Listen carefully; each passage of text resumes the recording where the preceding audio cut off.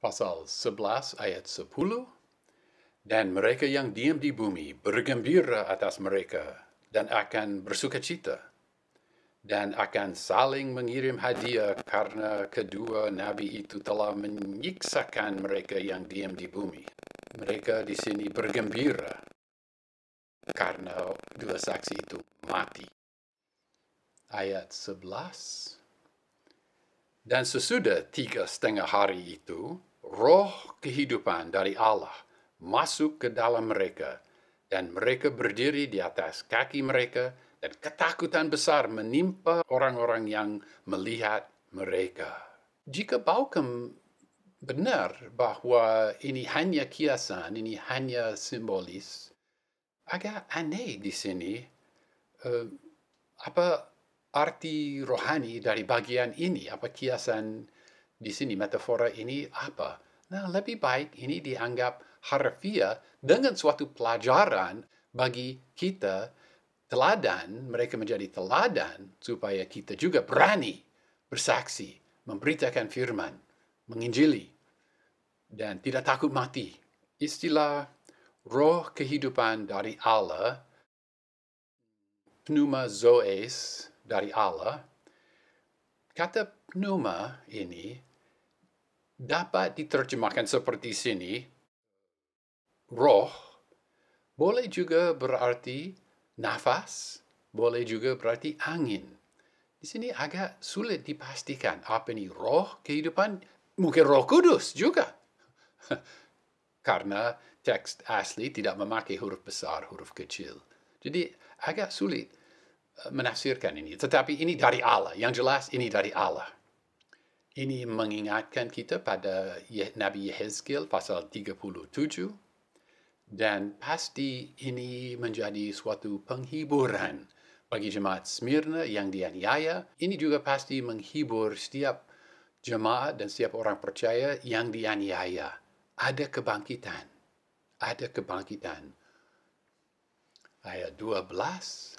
Dan aku mendengar suatu suara yang besar dari surga berkata kepada mereka, naiklah kemari. Dan naiklah mereka ke surga dalam awan itu. Dan musuh-musuh mereka memandang mereka. Ya, sesudah Tuhan Yesus setia sampai mati, ya 3 hari di kuburan, Tuhan Yesus juga naik ke surga, ditutup awan, dan dipandang orang.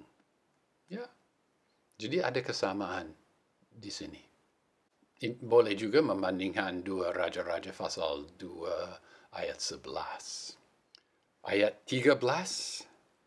Dan pada hari itu terjadilah gempa bumi yang besar, dan 1/10 dari kota itu jatuh, dan matilah dalam gempa itu 7.000 orang. Dan orang lain menjadi takut dan memberikan kemuliaan kepada Allah yang di surga.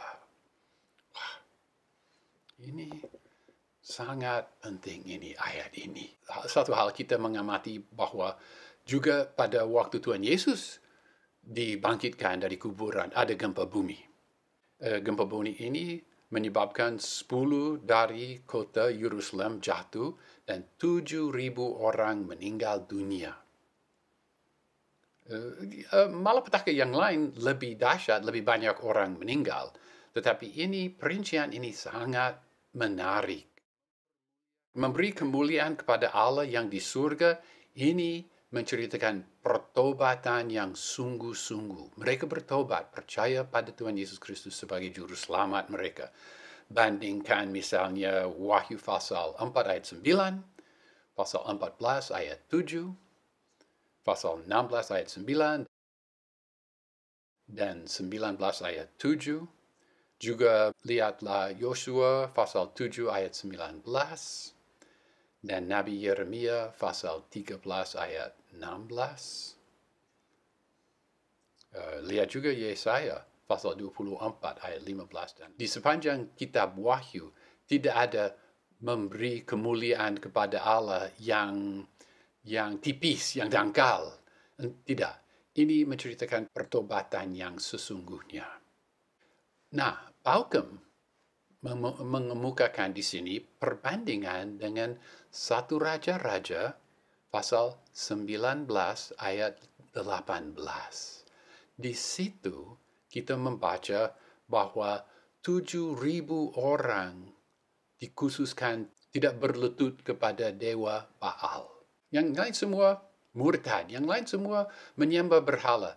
Tetapi di 1 Raja-Raja itu, pasal 19, 7.000 orang tidak murtad, setia pada Tuhan Allah. Tetapi di sini, di Wahyu pasal 11 ayat 13, ayat itu dari 1 Raja-Raja diputarbalikkan. Karena di sini 7.000 orang meninggal dunia dan yang lain semua percaya, bertobat. Ini jauh lebih mulia daripada apa yang terjadi di Israel di 1 Raja-Raja. Ini jauh lebih mulia. Dan perbandingan itu, bahwa ini diputarbalikkan, Baukem berkata, ini menandai bahwa pelayanan pemberitaan firman Tuhan, penginjilan, berkuasa untuk menobatkan orang. Malapetaka? Ya, orang mati tetapi tidak bertobat. Seperti ditegaskan beberapa kali di kitab Wahyu. Malapetaka tidak ada kuasa untuk menobatkan orang. Tetapi pemberitaan firman Tuhan Injil oleh orang yang siap mati bagi Tuhan, ya dalam kasus ini disertai mujizat, berkuasa untuk menobatkan orang. Dan di sini, ya 7.000 orang meninggal. Tadi di 1 Raja-Raja, 7.000 orang setia dan yang lain murtad. Di sini 7.000 orang mati dan semua yang lain percaya, bertobat, mempermuliakan Tuhan Allah. Ini luar biasa. Ini menandai kuasa penginjilan yang disertai oleh sikap setia sampai mati. Dan juga ada mujizat. Luar biasa ini. Ayat 14. Celaka yang kedua sudah lewat. Lihat, celaka yang ketiga segera datang. Nah, celaka yang kedua itu adalah sangkakala yang keenam. Celaka yang ketiga adalah sangkakala yang terakhir. Ingatlah, teropong ini, susunan kitab Wahyu pasal 6 sampai dengan pasal 18 memakai bentuk teropong ini. Ada 7 segel. Tapi segel yang terakhir, apa malapetakannya? Tidak ada. Karena ada 7 sangkakala. Sangkakala yang terakhir, malapetakannya apa? Tidak ada malapetaka. Tetapi ada 7 cawan. Di sini kita beralih. Ini yang diceritakan di sini adalah sangkakala yang terakhir, isinya yang 7 cawan itu. Di sini di peniupan sangkakala yang terakhir ada seolah-olah sudah selesai. Karena jika sangkakala yang terakhir ditiupkan, tinggal malapetaka dari sangkakala itu yang terdiri dari 7 cawan itu. Ya. Pasal 11 ayat 15.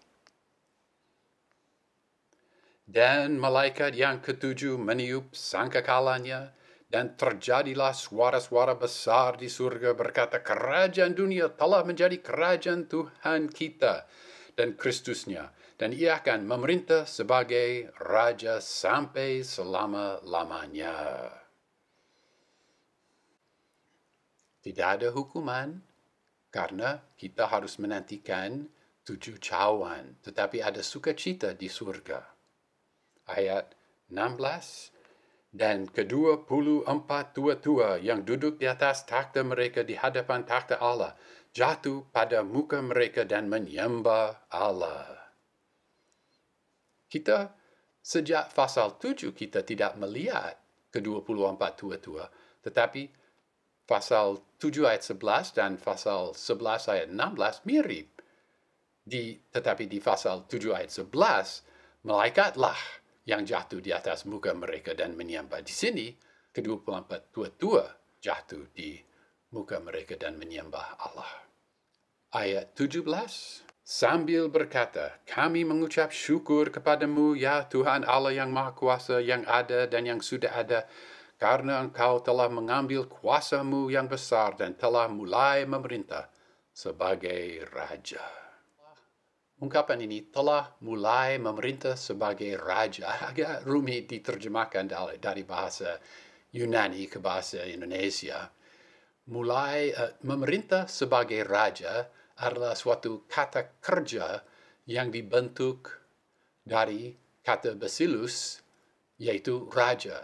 Jadi dia menjadi raja, tetapi itu kata kerja berraja, bukan berraja, menjadi raja. Tapi satu kata kerja. Dia meraja. Dan ada masalah kata bahasa di sini sedikit karena kata kerja ini memakai tense aorist. Nah, tense aorist, biasanya tense aorist dipakai untuk menceritakan masa lalu, past tense. Tetapi di sini tidak dapat diterjemahkan telah memerintah sebagai raja karena dia belum, pasal 19 belum terjadi di sini di pasal 11. Tense aorist lebih rumit daripada hanya, tense aorist adalah masa lalu, past tense. Ada kadang-kadang di dalam bahasa Yunani, kita melihat tense aorist yang menceritakan sesuatu yang sebentar lagi akan terjadi. Kita tidak tahu mengapa tense aorist dipakai untuk menceritakan sesuatu yang akan terjadi, karena ada future tense, tense masa depan yang boleh dipakai, tetapi kadang-kadang tidak dapat disangkal. Kadang-kadang tense aorist menceritakan sesuatu yang sebentar lagi akan terjadi, dan itulah rupanya yang terjadi di sini. Ia akan sebentar lagi akan memerintah sebagai raja. Ayat 18, dan bangsa-bangsa telah marah dan telah datang amarahmu, dan saat bagi orang mati untuk dihakimi, dan saat untuk memberi upah kepada hamba-hambamu, nabi-nabi, dan orang-orang kudus, dan mereka yang takut akan namamu, orang kecil dan orang besar, dan untuk membinasakan mereka yang membinasakan bumi. Wah, ayat 18 ini padat meringkaskan banyak tema yang sangat penting di kitab Wahyu. Bangsa-bangsa telah marah, kita mengingat Mazmur 2 di situ. Ini mencerminkan Mazmur 2, ayat 1. Ini mengingatkan kita pada Mazmur 2 ayat. Lalu ditulis, dan saat bagi orang mati untuk dihakimi, saat untuk memberi upah kepada hamba-hambamu, dan untuk membinasakan mereka. Untuk 3 kali ada kata untuk mencerminkan kata kerja infinitif. Di sini ada 3 aspek dari rencana Allah di sini. Orang mati, yaitu orang yang tidak percaya pada Tuhan Yesus Kristus, mereka harus dihakimi. Dan juga saat untuk memberi upah kepada hamba-hambamu. Apa upah ini? Upah ini adalah sama dengan kebahagiaan yang dijanjikan dalam pasal 1 ayat 3. Berbahagialah mereka yang menuruti firman ini, yang membacakan, mendengarkan, dan menuruti firman ini. Dan kita sudah melihat bahwa kata berbahagialah diulangi 7 kali di kitab Wahyu. Upah ini adalah kebahagiaan itu. Kita juga melihat di pasal 2 dan pasal 3. kepada yang menang akan kuberikan upah ini, sama ini. Dan lihatlah, siapa akan menerima upah ini? Hamba-hambamu. Ya, mereka yang mengabdi, menyerahkan dirinya kepada Tuhan Allah. Nabi-nabi dan orang-orang kudus dan mereka yang takut akan namamu. Takut akan namamu. Ini bukan setiap orang percaya asal selamat menerima upah ini. Ini orang yang takut akan nama Tuhan Allah. Dan apa kecil atau orang besar, tidak apa-apa. Ada upah bagi gembala sidang gereja yang besar dan bagi anggota gereja yang katakanlah kecil, yang tidak punya jabatan, tetapi mengabdikan diri kepada Tuhan Allah. Ada upah. Dan terakhir, untuk membinasakan mereka yang membinasakan bumi. Di dalam pasal-pasal awal di kitab Kejadian, kita membaca bahwa Tuhan Allah menciptakan bumi ini dan menyerahkan bumi ini kepada Adam dan Hawa. Dan mereka boleh menaklukkannya. Mereka disuruh menaklukkannya. Tetapi ada dosa dan iblis merajalela. Dan bumi ini dibinasakan dengan segala macam kotoran dan polusi dan sebagainya. Tetapi menurut firman ini, saatnya akan datang untuk membinasakan mereka yang membinasakan bumi. Ya, di sini kita melihat sesuatu mengenai ekologi, kepentingan environment yang sering dibahas pada abad ke-21 ini. Tuhan akan membinasakan mereka yang membinasakan bumi. Ayat 19. Dan bait suci Allah yang di surga dibuka, dan kelihatanlah tabut perjanjian Tuhan di dalam bait sucinya, dan terjadilah kilat dan gemuruh dan guru dan hujan es besar. Wah, dengan ini penglihatan ini ditutup dengan apa yang terjadi di surga. Bait suci Allah dibuka, kelihatanlah tabut perjanjian Tuhan di dalam bait sucinya. Ini di bait suci yang di bumi tidak boleh dilihat kecuali imam besar sekali setahun masuk, tetapi akan dibuka di surga. Wah, karena Allah akan hadir. Dan terjadilah kilat, gemuruh, guru, dan hujan es besar. Kita mengingat bahasan pasal 4 ayat 5, unsur ini, kilat, gemuruh, guru, dan hujan es besar, ada peningkatan. 3 unsur di pasal 4 ayat 5, kemudian 4, nanti 5 unsur. Ini menceritakan kesinambungan di kitab Wahyu dan peningkatan hukuman-hukuman yang dahsyat dan kedatangan Tuhan Yesus ke bumi ini mendekat dalam masa ini, dan sebentar lagi di pasal 19 dia akan datang. Demikian pasal 11 selesai, dan kita akan melihat penglihatan yang istimewa nanti di pasal 12.